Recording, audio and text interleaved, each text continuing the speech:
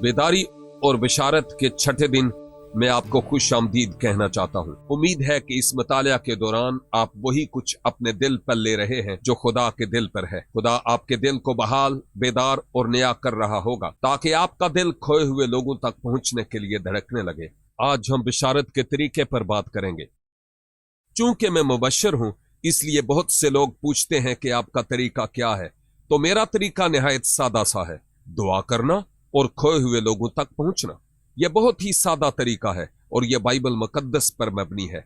क्या यीशु ने लूका 24 बाब में अपने शागिर्दों से नहीं कहा कि दुनिया में जाकर सारी खल्क के सामने इंजील की मुनादी करो? और फिर उसने उनसे कहा, लेकिन पहले यरूशलेम में जाकर ठहरो जब तक कि तुम्हें आलम बाला से कुव्वत का लिबास न मिले। और देखो, कलीसिया ने बिल्कुल ऐसा ही किया। अमाल 1 में उन्होंने दुआ की, अमाल 2 में पतरस वाज करता है और 3000 लोग तब्दील होते हैं।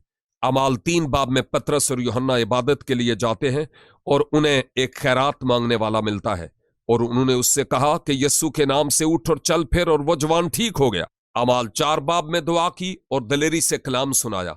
अमाल 13 बाब में रहनुमाओं की एक दुआया मीटिंग हुई और फिर वो दुआया मीटिंग एक मिशनरी तहरीक बन गई। ये वो तरीका था कि उन्होंने दुआ की और कलाम सुनाया, उन्होंने दुआ की और कलाम सुनाया। बहुत ही सादा सा तरीका था।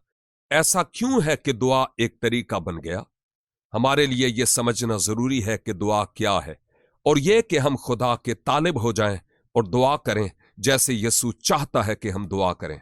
क्योंकि बहुत दफा हम यूं दुआ करते हैं, ऐ खुदा मुझे ये दे, ऐ खुदा मेरी मदद कर, और हमारी दुआ का मरकज हम खुद बन जाते हैं। लेकिन यीशु की तरह दुआ करने से मरकजी हैसियत खुदा को हासिल होती है। यानी, ऐ हमारे बाप तू जो आसमान पर है, तेरा नाम पाक माना जाए, तेरी बादशाही आए, तेरी मर्जी जैसे आसमान पर पूरी होती है जमीन पर भी हो। फिर हम दूसरों के लिए दुआ करते हैं कि तेरी बादशाही उनके दिलों में आए, तेरी मर्जी उनकी जिंदगी में पूरी हो। लिहाजा जब हम बोझ के साथ दूसरों के लिए दुआ करते हैं तो यह बिशारत का एक तरीका बन जाता है।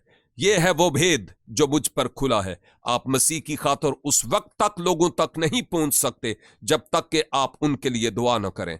जब आप खुदा के हुजूर उनके लिए दुआ नहीं कर सकते तो आप जाकर उनको खुशखबरी क्यों कर सुनाएंगे? फिर आप उन तक रसाई क्यों करेंगे? जब लोगों के लिए दुआ करते हैं तो दिल से इस काम का आगाज होता है। मैंने अपनी ज्यादातर खिदमत का आगाज रोमानिया से किया और मैंने आपको बताया कि रोमानिया के शुमाल मगरबी इलाके में कैसे बेदारी का आगाज हुआ। एक पासबान को रोया मिली और लोगों को दुआ करने के लिए कहा। शुमाल मगरबी इलाके में बेदारी जारी रही क्योंकि यह पहाड़ी सिलसिला था और यह इलाका बाकी रोमानिया से अलग थलग था। लोगों के पास आमदोरफ्त का कोई खास इंतजाम नहीं था कि उन पहाड़ों को पार करते, जिसकी वजह से वहां पर बेदारी कायम रही। उनमें से कुछ लोगों ने मुझसे कहा कि सैमी, क्या यह मुमकिन है कि आप इन पहाड़ों को सर करके खुशखबरी का कलाम दूसरी तरफ वाले लोगों के पास ले जाएं? मैंने कहा कि ठीक है। उनमें से कुछ मेरे साथ हो लिए और रोमानिया के इन पहाड़ों की दूसरी तरफ गए जहां छोटी छोटी और कमजोर सी कलीसियाएं थीं। खुदा ने यह बात मेरे दिल में डाली कि पहले इन्हें दुआ करने की तलकीन कर, उसके बाद वापस आकर खुशखबरी सुनाना। तो सबसे पहले इन कलीसियाओं में जाकर मैंने यह किया कि मैंने उन्हें दुआ से मुताल्लिक सिखाया कि दुआ कैसे की जाए, और फिर मैंने उनसे यह भी कहा कि मैं 1 साल के बाद आपके बीच में आऊंगा और आकर बिशारती इबादत करूंगा। इस साल के दौरान लोग दूसरों के लिए दुआ करने में मसरूफ रहे। वापस आने पर मैंने बहुत बड़ी फसल देखी। इसके नतीजा में हमने इन कलीसियाओं में उन कलीसियाओं की निस्बत ज्यादा बेदारी देखी जहां पहले ही बेदारी थी, क्योंकि उन्होंने खुदा के तरीकाकार का इस्तेमाल किया। उन्होंने दुआ की और फिर कलाम सुनाया। पूरे इलाके को बेदारी की लपेट में लेने के लिए यही उसूल रहा कि लोग दूसरे लोगों के लिए दुआ करना शुरू हो गए। लिहाजा आपके दिल में कौन लोग हैं जिनके लिए आप दुआ करते हैं?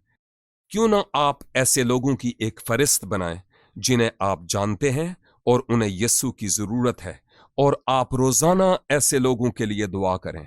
पहले यह दुआ करें कि ऐ खुदा मुझे ऐसा करने का फजल बख्श, और फिर यह कि उनके दिलों को तैयार कर और खोल, और फिर खुदा का रूह उनकी जिंदगी में गहरा काम करे। लिहाजा उन लोगों के लिए दुआ करना खुदा का तरीका है।